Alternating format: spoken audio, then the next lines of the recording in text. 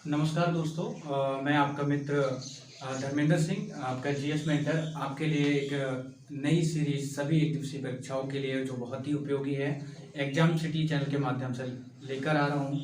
सबसे पहले हम इसमें हिस्ट्री के बारे में पढ़ेंगे, फिर पॉलिटी के बारे में, जो एक एक क्लास आपको कंप्लीट होगी।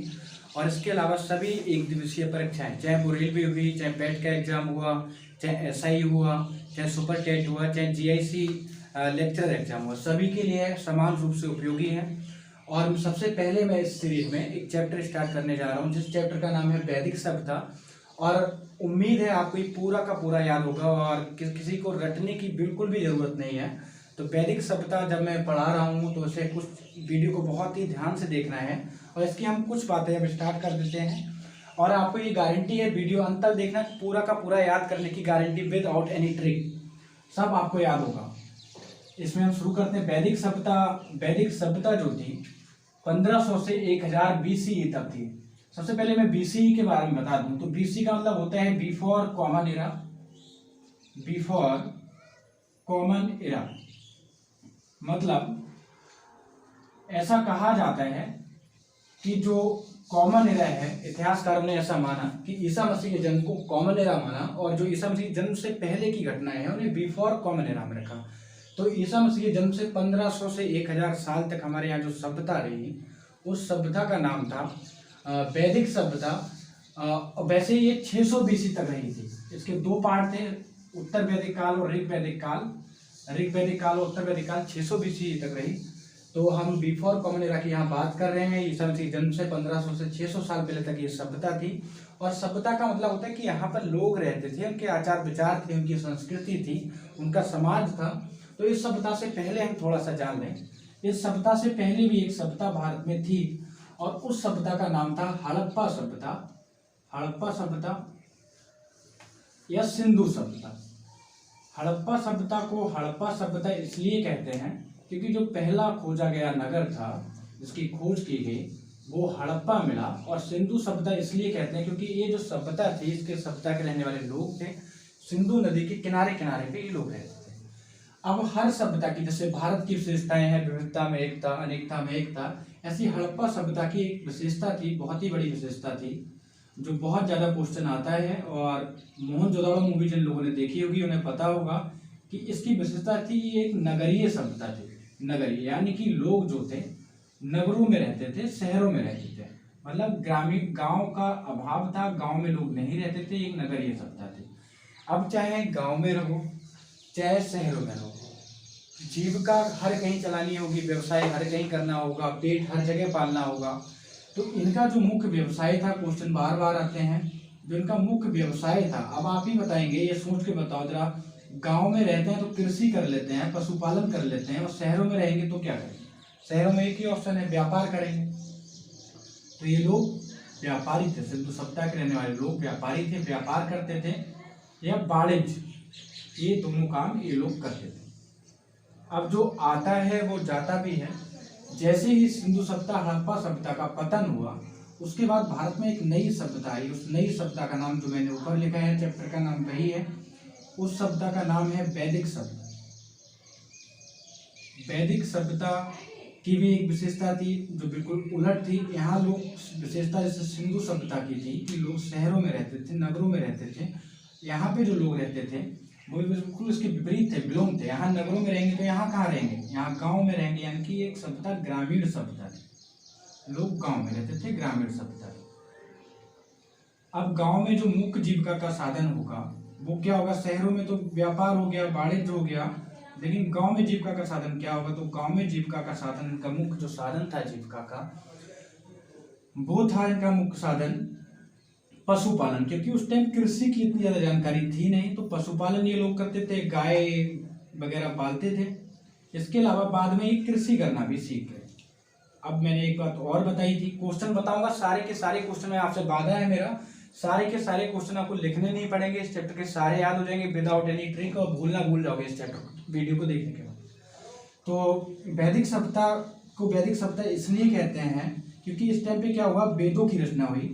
किसकी रचना हुई? वेदों की। वेदों की रचना हुई। वेदों का नाम आपने सुना होगा, वेद पुराण नाम सुना होगा। तो वेदों की रचना हुई और वेद जो है संस्कृत भाषा का शब्द है, ये आप जानती होंगे, संस्कृत का शब्द है वेद। जो शब्द है संस्कृत भाषा के नाम भी होते हैं, वेद प्रकाश, वेदपाल, तो ज्ञान प्रकाश उसका मतलब हुआ। तो वेद, वेद जो संस्कृत का शब्द है, वेद का अर्थ होता है ज्ञान, इसलिए वैदिक संस्कृति को ज्ञान की संस्कृति कहते हैं। वैदिक संस्कृति को ज्ञान की संस्कृति भी कहते हैं। अब भैया जैसे वैदिक सभ्यता, ऐसे तो 3 ही सभ्यता थी। लोग भी यहाँ रहते होंगे, जैसे भारत में लोग रहते हैं, भारत में रहते हैं भारतीय कहते हैं, चाइना में रहते हैं चाइनीज कहते हैं, या उत्तर प्रदेश में रहते हैं उत्तर प्रदेश वाले कहते हैं, बिहार में रहते हैं तो बिहारी कहते हैं। ऐसी जो वैदिक सभ्यता में लोग रहते थे उनके लिए हम कहते थे आर्य। वो अपने आप के लिए आर्य कहते थे, आर्य। इंग्लिश में इसी को आर्यन बोलते हैं। और आर्य भी क्या है, क्योंकि इनकी भाषा ही संस्कृत थी, तो आर्य भी संस्कृत का शब्द है। और आर्य का अर्थ होता है श्रेष्ठ, यानी कि सुपीरियर, सबसे अच्छे, श्रेष्ठ, उत्तम, ये अर्थ होता है आर्य का। अब जो आर्य थे यहाँ के रहने वाले नहीं थे, आर्य रहने वाले भारत के नहीं थे। आर्य जो थे बाहर से आए, भारत में ऐसा कहा मैक्स मुलर ने, इसके बारे में आगे बात करूंगा वीडियो में। तो आर्य रहने वाले थे मध्य एशिया के, यानी कि सेंट्रल एशिया के। मध्य एशिया आपने मैप में देखा होगा, ज्योग्राफी में मध्य एशिया के रहने वाले थे, जैसे उज्बेकिस्तान, तुर्कमेनिस्तान, इन सारे देशों के रहने वाले थे। जब ये मध्य एशिया से, मध्य एशिया, ये बात मध्य एशिया के रहने वाले, ये बात कही प्रोफेसर मैक्स मुलर ने। प्रोफेसर मैक्स मुलर ने कहा जो आर्य हैं या वैदिक सभ्यता के निर्माता लोग हैं, वो सब के सब क्या हैं, मध्य एशिया के रहने वाले हैं। अभी मध्य एशिया से भारत आए, मध्य एशिया से आर्य जो थे, आर्य जब भारत आए तो भारत कैसे आए होंगे भाई? आज जाना है हमें, चाइना जाना है, इंग्लैंड जाना है, कुवैत जाना है, तो कैसे जाएंगे? फ्लाइट पकड़ के जाएंगे, जहाज से जाएंगे। उस टाइम आज से बात है ये लगभग 4000 साल पहले की, तो उस टाइम तो फ्लाइट थी, तो ये कैसे आए होंगे? बताओ जरा, सोचो कैसे आए हम। तो मैं बताता हूँ आप लोग को। ये लोग आए थे घोड़े से, ना थल से आए थे, ना जल से आए थे, ना नभ से आए थे। ये थल से आए थे, थल मार्ग से, और ये आए थे घोड़े से। ये घोड़ा लेकर भारत में आए। भारत को इससे पहले घोड़े की जानकारी नहीं थी, ये घोड़ा लेकर भारत आए, भारत आए। अब मैं यहाँ पे एक बार क्वेश्चन बताता हूँ, आपके सारे एग्जाम में क्वेश्चन आते हैं और आपको आई होप सो ये सारा का सारा याद होगा, मुझे पूरा विश्वास है। अब मैं यहाँ पे क्वेश्चन पूछता हूँ, कैसे क्वेश्चन आते हैं? क्वेश्चन सेम ऐसे आते हैं कि वैदिक सभ्यता से पहले भारत में कौन सी सभ्यता थी? तो सिंधु सभ्यता या हड़प्पा सभ्यता। आप आराम से आंसर दे सकते हैं, सिंधु सभ्यता या हड़प्पा सभ्यता। सिंधु सभ्यता को सिंधु सभ्यता कहने का प्रमुख कारण क्या है? तो ये क्या है, सिंधु नदी के किनारे लोग बसी थी, या पहला खोजा गया नगर हड़प्पा था। अब पूछते हैं सिंधु सभ्यता की मुख्य विशेषता क्या थी? तो नगरीय सभ्यता थी, बहुत सारे एग्जाम में क्वेश्चन आ चुका है। या सिंधु सभ्यता के लोग मुख्यतः रहते थे गाँव में, शहरों में। तो क्या है, शहरों में रहते थे, नगरों में। आप पूछेंगे सिंधु सभ्यता का मुख्य व्यवसाय क्या था? तो व्यापार और वाणिज्य था, व्यापार और वाणिज्य इसका मुख्य व्यवसाय था। आप पूछेंगे सिंधु सभ्यता के बाद भारत में किस एक सभ्यता का प्रादुर्भाव हुआ, उद्भव हुआ, उदय हुआ? तो उस सभ्यता का नाम क्या था भैया? वैदिक सभ्यता। आप पूछेंगे वैदिक सभ्यता की विशेषता क्या थी? वैदिक आर्य कहाँ रहते थे? तो ग्रामीण सभ्यता थी। दूसरा पूछेंगे कि वैदिक सभ्यता के निर्माता जो लोग थे उनका व्यवसाय क्या था, जीविका का साधन क्या था? तो वैदिक सभ्यता के लोगों की जीविका का साधन था पशुपालन और कृषि। अब ऑप्शन में दोनों आ जाते हैं, कई पेपर में आया है ये। पशुपालन भी ऑप्शन में था और कृषि भी। तो कौन सा लगाओगे? पशुपालन लगाना है कि कृषि की जानकारी थी नहीं पहले, तो पशुपालन लगाओगे, नहीं था, बाद में कृषि बन गई। अब पूछते वैदिक सभ्यता को वैदिक सभ्यता कहने का प्रमुख कारण क्या है? पेट की दृष्टि से इंपॉर्टेंट है।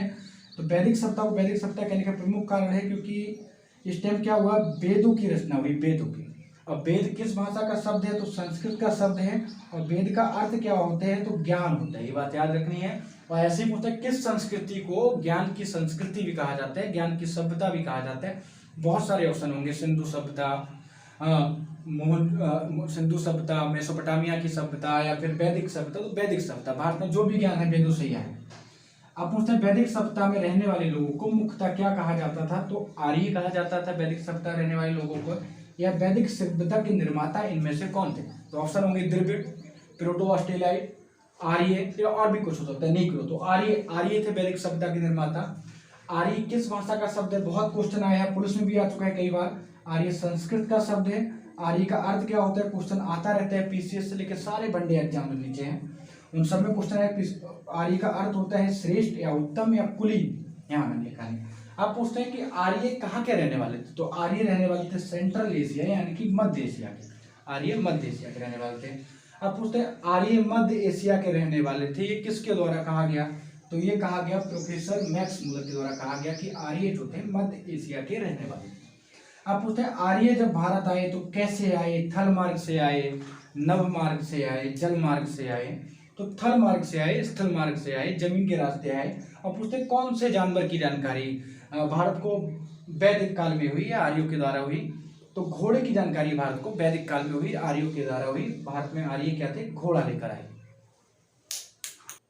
ये तो चैप्टर की अभी मैंने पढ़ाया कि आर्य कहाँ से आए, आर्य किस भाषा का शब्द है, आर्य का अर्थ क्या है, आर्य कौन सा जानवर लेकर आए, ये चैप्टर की सिर्फ भूमिका थी। लेकिन वैदिक सभ्यता में जो लोग रहते थे, लोग जहाँ रहते हैं वहाँ समाज भी होता है, तो जहाँ समाज होगा तो उनका सामाजिक जीवन भी होगा, और सामाजिक जीवन होगा तो वहाँ राजनीति भी हल्की फुल्की होगी, चाहे वो जंगल में रहते हो, चाहे गाँव में रहते हो, चाहे शहर में रहते हो, उनका राजनीतिक जीवन भी होगा। अब जहाँ राजनीति होगी, समाज होगा, तो वहाँ धर्म भी होगा, चाहे वो आदिवासी धर्म हो, चाहे हिंदू धर्म हो, चाहे कोई सा भी धर्म हो, तो धर्म भी होगा। तो सामाजिक, धार्मिक और राजनीतिक जीवन हम एक एक करके पढ़ें। सबसे पहले हम क्या है, इनका राजनीतिक जीवन पढ़ते हैं, यानी कि इनकी राजनीति क्या थी, इनकी राजनीतिक इकाइयां क्या थी। तो राजनीतिक जीवन को सबसे पहले पढ़ लेते हैं। तो सबसे पहले राजनीतिक जीवन जाएंगे तो आपको ही बताना है सोच के, यह आपको पक्का याद होगा कि आजकल राजनीति कहाँ से शुरू होती है, मुझे बताओगे जरा। राजनीति की प्रथम इकाई क्या है? देश से शुरू होती है, केंद्र से शुरू होती है, सूबे से शुरू होती है, जिले से शुरू होती है, कहाँ से होती है? या घर से शुरू होती है। हाँ, तो राजनीति शुरू होती है घर से, यानी परिवार से, कि परिवार में एक मुखिया होता है, वो कहता है लड़का ये काम करेगा, लड़की ये काम करेगी, महिला ये करेंगी, पुरुष ये करेंगे। तो राजनीति घर से यानी परिवार से शुरू होती है। परिवार को कहते हैं कुल। जैसे कि आपने बहुत सारी कहावतें सुनी होगी, कुल का नाम कमाए बेटी या रोटी, यानी कि परिवार का नाम। तो कुल से राजनीति शुरू होती थी, और कुल का जो मुखिया होता था उसे हम कुलप कहते थे। कुलप याद रखना है। जब बहुत सारे परिवार मिलते हैं, बहुत सारे घर मिलते हैं, तो क्या बनता है? तो गांव बन जाता है। तो राजनीति की जो दूसरी इकाई थी वो ग्राम था।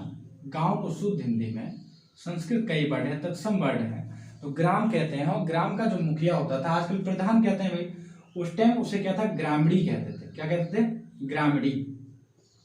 ग्रामनी भी लिखा होता है इंग्लिश में। तो ग्रामड़ी कहते थे। जब बहुत सारे गांव मिलते हैं, बहुत सारे परिवार मिले तो गांव बना। गांव मिले बहुत सारे तो ब्लॉक बना। जैसे आजकल ब्लॉक होता है ना, ब्लॉक, तो ब्लॉक को उस टाइम मान लिया, ऐसे मान लेते हैं, बिस कहते थे, बिस। तो गांव के मिलने से बिस बनता था, और बिस का जो मुखिया होता था उसको हम क्या थे? जैसे आज ब्लॉक प्रमुख होते हैं, उस टाइम बिस के मुखिया को क्या कहते थे? बिसपति। हम बिस के मुखिया को बिसपति कहते थे। और जब बहुत सारे बिस मिलते थे, जैसे ब्लॉक मिलते हैं तो पूरे तहसील या जिले का निर्माण होता है, तो जब बहुत सारे बिस मिलते थे तो जन बनता था। तुमने सुना होगा ये, जिले को तत्सम है जनपद, तो उसे जन कहते थे। और जन का जो मुखिया होता था उसको हम राजन कहते थे, राजन। जैसे नाम सुना होगा आपने, महाभारत रामायण देखी होगी, तो उसमें कहते हैं हे राजन। तो ये राम जो थे कहाँ के राजा थे? अयोध्या के। तो अयोध्या क्या है? जिला। श्री कृष्ण भगवान कहाँ के थे? तो द्वारका के, मथुरा के, तो वो क्या है? जिला है। तो ऐसे होगा, जन का मुखिया कौन? राज ना। क्वेश्चन यहाँ से आया तो कैसे आएगा कि ऋग वैदिक काल में राजनीति की प्राथमिक इकाई क्या थी? तो कुल का मुखिया कौन होता था? कुल के मिलने से किस संस्था का निर्माण होता था? तो ग्राम का मुखिया कौन होता था? तो ग्रामड़ी। और ग्राम के मिलने से किस संस्था का निर्माण होता था? तो बिस का। और बिस का मुखिया कौन होता था? तो बिसपति। और बिस के मिलने से कौन सी संस्था बनती थी? तो जन। और जन का मुखिया कौन होता था? राजन। जन का मुखिया होता था राजन। अब क्वेश्चन एक टाइप से और भी आ सकता है। क्वेश्चन आया हुआ है कि राजनीति की प्राथमिक इकाई या प्रथम इकाई क्या थी? तो प्रथम इकाई जो थी वो थी कुल। और मुझे सर्वोच्च इकाई क्या थी? तो वो थी जन। या राजनीति का सर्वोच्च अधिकारी कौन था ऋग्वेदिक काल में? तो था राजन। और प्राथमिक अधिकारी कौन था? तो कुलप था, ये जो परिवार का मुखिया होता था। अब हम बात करते हैं थोड़ी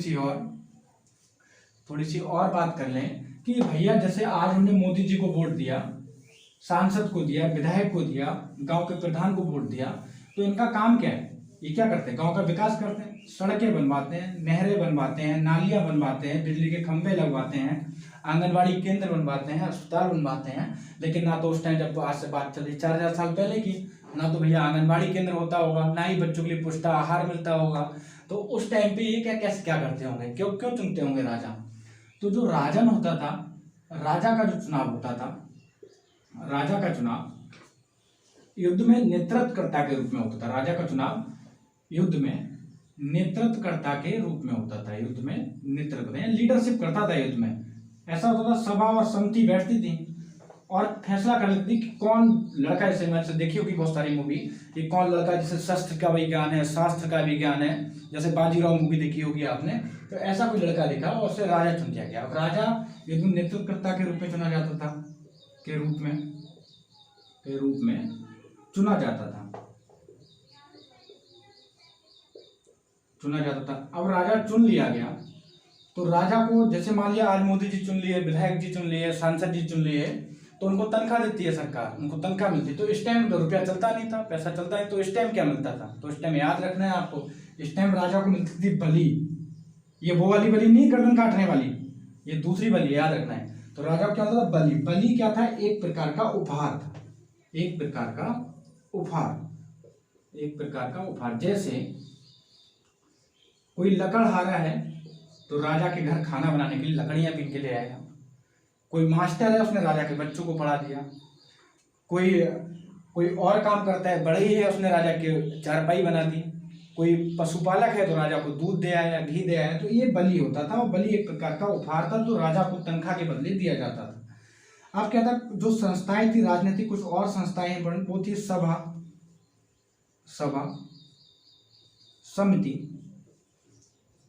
सभा, समिति और विदत।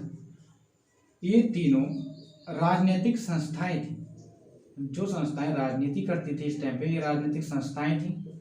सभा, समिति और विदत, ये राजनीतिक संस्थाएं थी।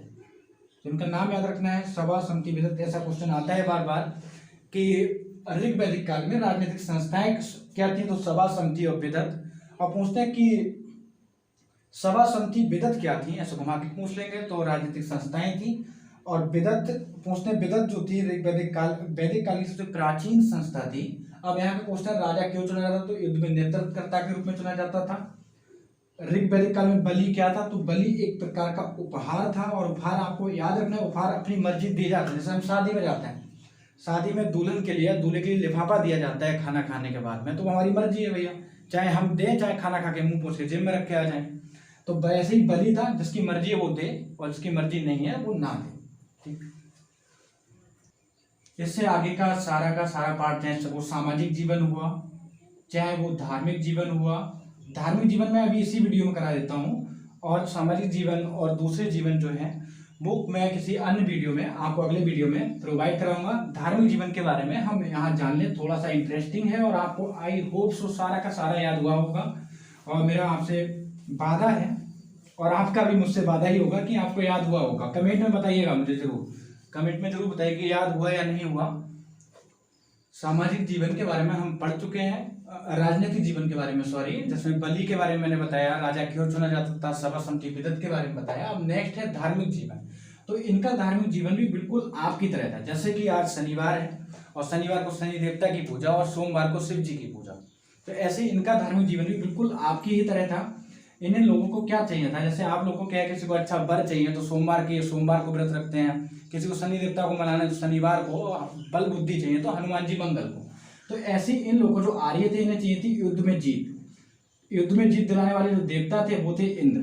तो इंद्र जो थे आर्यों के सबसे महत्वपूर्ण देवता थे, इंद्र बन गए सबसे, क्योंकि युद्ध में जीत चाहिए थी तो युद्ध में जीत दिलाने वाले देवता थे इंद्र सबसे महत्वपूर्ण देवता बने इनके। अब भैया हमें कैसे पता कि इंद्र सबसे महत्वपूर्ण देवता थे इनके, या किताब बनाने वालों को कैसे पता, तो उन्हें ऐसे पता, इंद्र का जो नाम आया है ऋग्वेद में वो 250 बार आया है। 250 जो सूक्त हैं वो क्या है, इंद्र को समर्पित है। अब भैया देवता आप बताओगे जरा, हनुमान जी जमीन पर रहते हैं, सरस्वती माता जमीन पर रहती है, शनि देवता नहीं, हमें दिखते हैं नहीं दिखते।